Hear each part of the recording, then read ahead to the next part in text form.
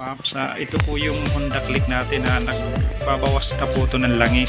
Ngayon po, talagyan po natin siya ng MTK na cylinder block set.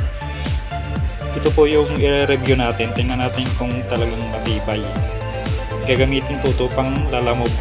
Ito yung low urig niya na medyo may kanto na po. Ayan po, okay.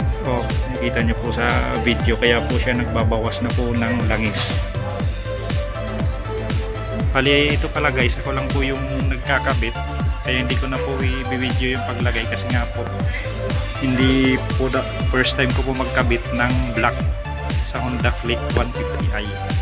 Ayan po siya. Ayan po yung kakabit natin. Tapos tingnan na lang po natin kung tatagal siya. Mag-update na lang po ako sa inyo.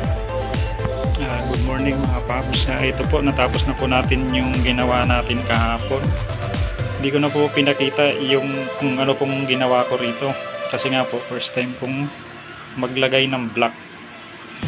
Ayan po, yan na po yung bagong block natin. Ito po, ayan yung MTK na block. Yung po yung susubukan natin kung talagang matibay siya, kung tatagal ba siya. Gagamitin po natin ito pang lalamog. Yan po. Kaya update ko na lang po kayo next month.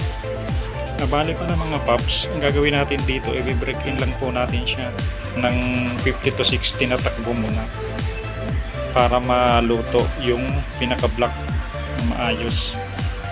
Within 1,000 kilometers. Saka pa po natin siya pwedeng i-break. Yan lang po. Salamat. Dito na po nagtatapos tong vlog na akin. Paki-like na lang po and subscribe sa aking channel. Salamat po.